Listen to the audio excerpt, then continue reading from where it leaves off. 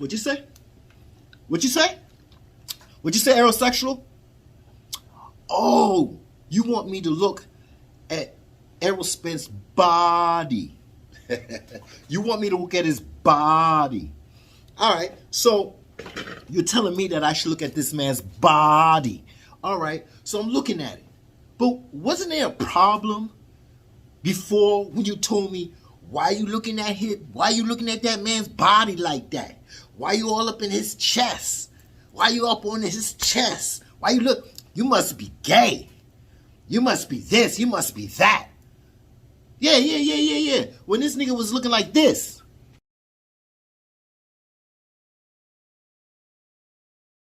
Yeah. When he had, you know what? This nigga traumatized me, man. This nigga traumatized me. Yeah, he traumatized me. Let me explain why that picture when I saw Errol Spence with his helium inflated nipple, right? How that shit traumatized me. Listen, man. When I was a kid, right? I was 6 or 7. The first time I ever got into the ghetto sprinklers, you know, the fire hydrant, right? You know, I had a good friend. You know, over here in New York it's winter and summer, and for that first summer is the first time I've been in the sprinklers and shit, the ghetto sprinklers, and I never been in the ghetto sprinklers, so that was the first time. And man, you know, everybody was in the sprinklers. One of my friends was in the sprinklers. He took off his shirt, you know, because most of the time we had our shirt on, we didn't care. But then we took off our shirt, and I think it was like 6 or 7. Yeah, it was before the shit happened with the cops. Yeah, because I left that part of Brooklyn at 8. Yeah, I used to live over there on Bergen between Kingston and Brooklyn. Just in case you think I'm playing, up the block is PS 289. That's where all the dudes from Albany Projects used to go there, blah, blah, blah. But, yeah, and we used to rock the sprinklers on, and I'm there playing and shit. He playing, and then I looked down. I looked down at him, and I said, "What's that?" And he said, "That's my belly button." I said, "Your belly button? You sure that's your belly button? Because that shit not looking right, boy." And he said, "Yeah, that's my belly button." I said, "Let me show you what this nigga belly button was looking like, okay?"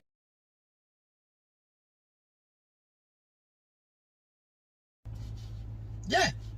So when I saw Errol Spence, nipple, it gave me a flashback of way back, you know, in the early 80s and shit. And when I first saw my first belly button.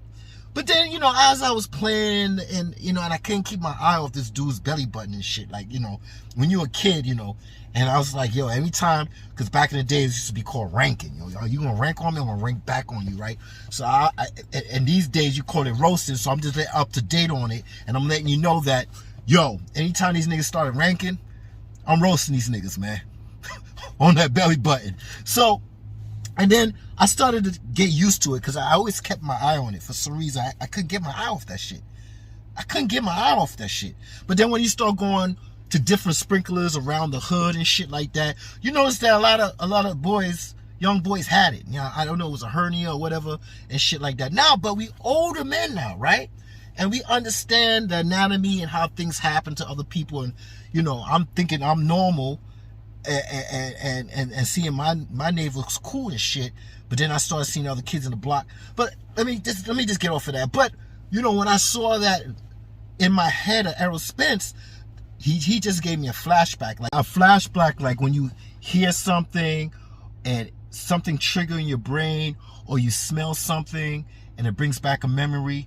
Well, this you know, Errol Spence titty made me flashback to that my friend's belly button right off the bat when I seen that. Now we older now, we grown men now, we understand shit now, right? So, you know, the reason for that, I'm gonna give you a little knowledge. We should all know that we go through that through puberty and shit like that. And now he ain't going through puberty, Errol Spence, so he's working out, but he still have it. So he is predisposed genetically that maybe certain foods environmental things. A lot of things can trigger that. I think, because he's been through a lot of diets in his life, right? So even if you're working out, you can still get that. He is proof of that, right? That certain people can't get that little, it's a aromatization between the testosterone to your estrogen. Every man goes through it, okay? We aromatize, and sometimes through that transition, sometimes your body can't filter out certain things, so it builds up, and the estrogen and shit like that. But we see all day, every day, that people that's overweight, they got bitch tits and shit like that. But this is different because he's an athlete, and he had it, and he wasn't going through puberty. He's an athlete, and he had it. You can see he's like a young adult. Maybe, I don't know what his age was, but he had the dreads. I got to remember what age he was with that. But what I'm saying is, we're grown adults now, right? And we understand the anatomy and how the transition to testosterone to estrogen, and sometimes people can't filter out certain toxins and certain things, and so where I'm getting at is this, that don't ever tell me, because I remember these dudes, don't look at him. Why are you looking at him? You gay. You must be gay, right? So, and now you want me to look at this man's body because you feel that this man is chiseled. So look at his body. Look at his body, because he's chiseled. So I'm looking now, right? And I'm looking at it, and he looked like he's on his way to making weight, but the only way we're going to find out is if he makes weight. So I don't look at pictures, right? So I look at his video training. Let's look at a little bit of videos training, right?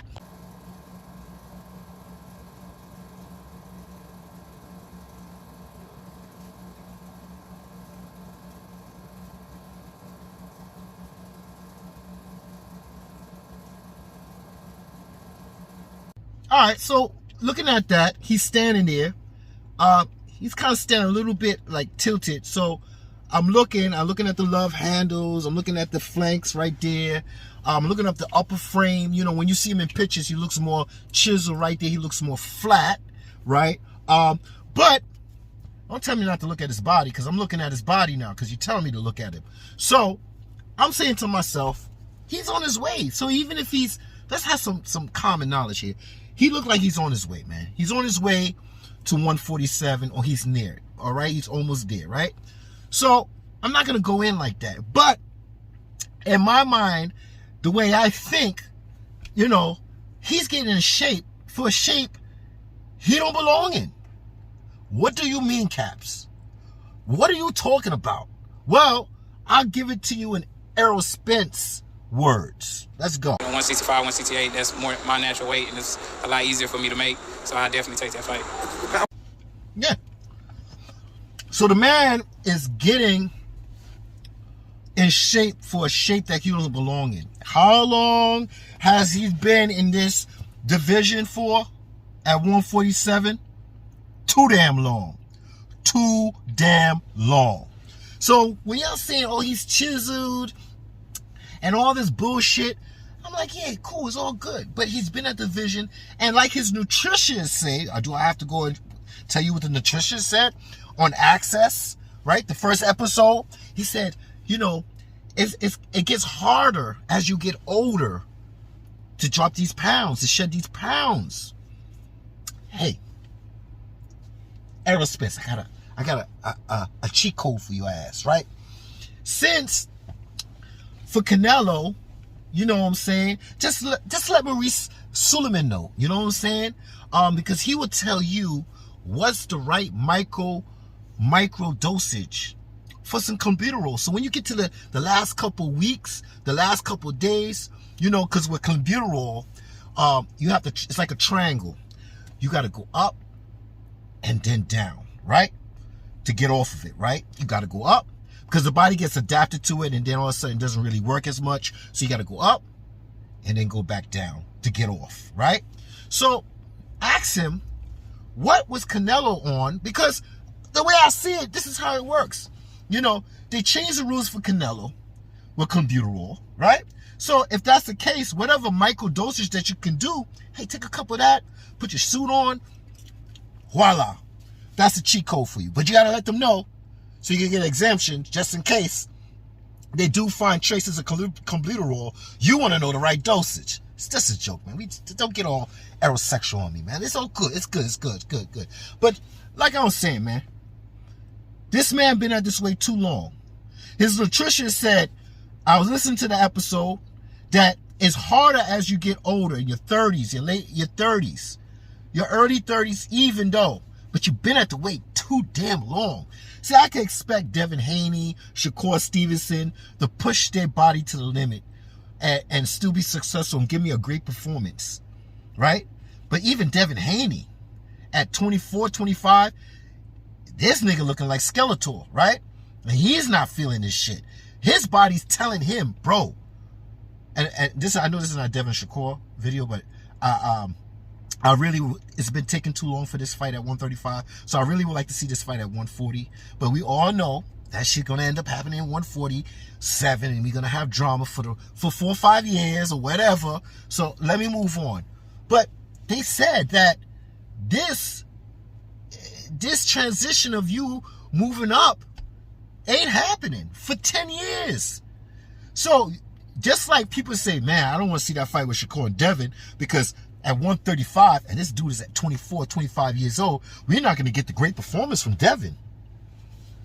So now you really think I'm going to bet on you, my dude? So yeah, you get in a shape that you don't belong in, my bro. Bro, you don't belong in that. You don't belong in that division, man. 10 years going by, man. You think I'm gonna put my money on Spence? Man, you're foolish, man. You're foolish, man. That's foolish talk, yo. So, yes, this man's getting in shape for the 147 division. Hopefully his power, everything is there. I ain't making no excuses. It is what it is. But this video is about, is Spence and Crawford, is it on, are they Vada? Or the clean boxing program? What's going on? Because Spence, I remember you was telling me about how the negotiations and what Crawford was putting you through. Let's run the track with what Errol Spence say, not what Full G say. Come on. So how good does it feel for it to finally happen now? It feels great, man. It's been a grueling negotiations, and we finally got it done. I had to sit out, a year. People have been wanting this fight to happen for 5-6 years, and it's finally happening. So it feels great just to get through some obstacles of getting the fight, and all the demands that he wanted, and just finally getting it done and come to an agreement that and hopefully, and now we're gonna fight July 29th, and I'm ready to put on a great show and a great performance, and this is my last belt to get at the welterweight division, so I can finally move up. Grueling negotiations. Now I'm trying to figure out what is so grueling besides the money. I know when y'all first made that $1 million bet, y'all also talked about having it at a neutral location. A lot of people trying to forget that. A neutral location. I remember y'all saying you're going to have a neutral location. That same first video where y'all both came neutral to see, what's this guy name? Hooker or whatever. To see him fight, right? Maurice Hooker, right? And y'all both, listen, negotiations, money is a problem. The where you're going to have it shouldn't be a problem, because we knew it wasn't going to happen in Dallas. Y'all both said that, and I remember that, right? But I know the crucial negotiations is a part of drug testing. I know this, man. Okay? And the thing is, to me, is this is the thing to me, man, is when you say grueling negotiations, I know that's a part of it. Now, I'm asking you, is this Vada or is clean boxing program, right? We asking these questions. Everything is on the hush hush. And I'm like, well, the cat is out the bag. Because a month ago, right? But before I get into that, a month ago, remember, grueling negotiations and all the things that Crawford asked for. Plus, he said something in the future that he wanted to fight more, and he's the one that made this fight happen. Yo, Errol Spence, I agree. You did make this fight happen. You did. You know why? Because your Al Heyman didn't want you to fight Crawford. He wanted you to fight Keith Thurman. That's what he wanted you to fight. So you had to go tug and war back and forth with your advisor. Then you had to make changes and get a manager to go through the loopholes, I guess. I don't know. And I don't care. But you're right. You worked so hard on your side. You pushed it to the limit. We waited this long for you to get the shit right with Al Heyman. And Al Heyman said, all right, you know what? This is what it is.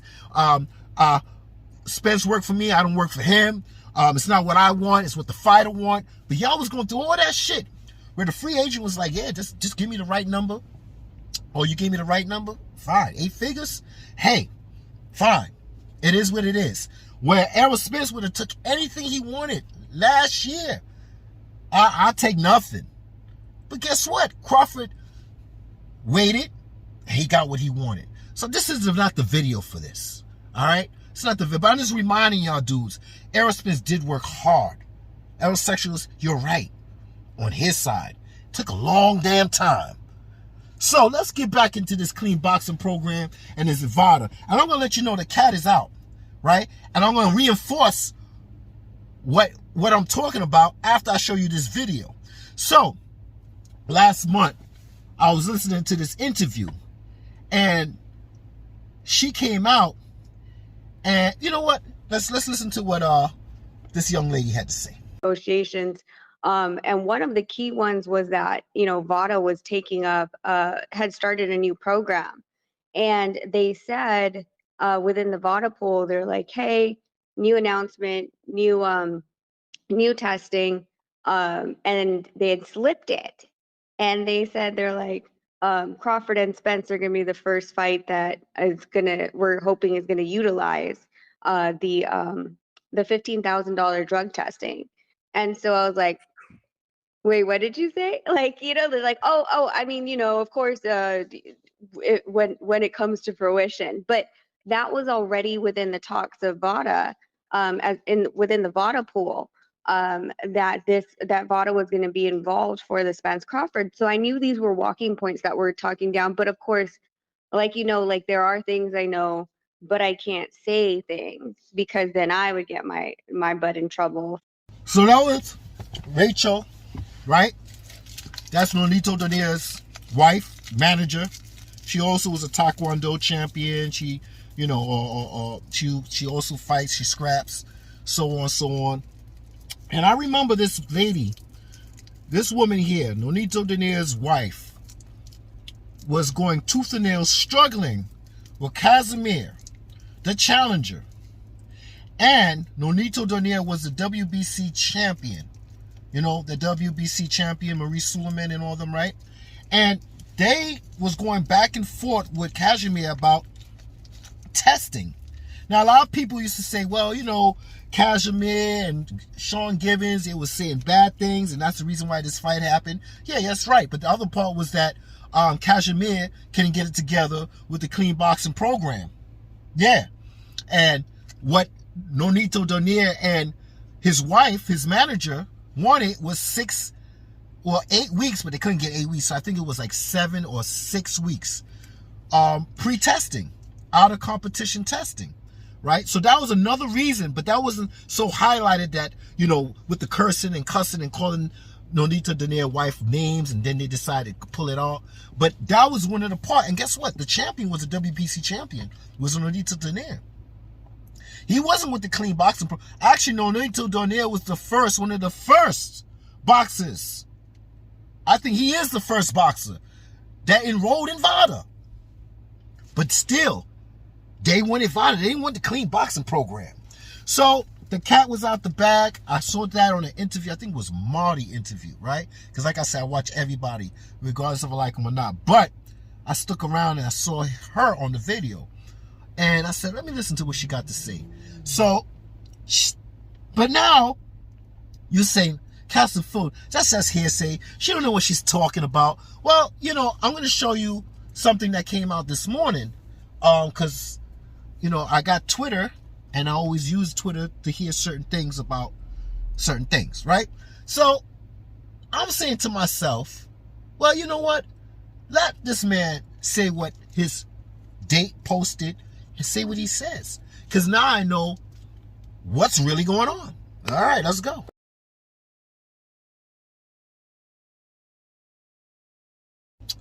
What you say, my nigga? What you say? Oh, you saying the clean boxing program is Vada? They uses Vada? No. No. That's not what's going on. That's half the truth, but that's not all the truth.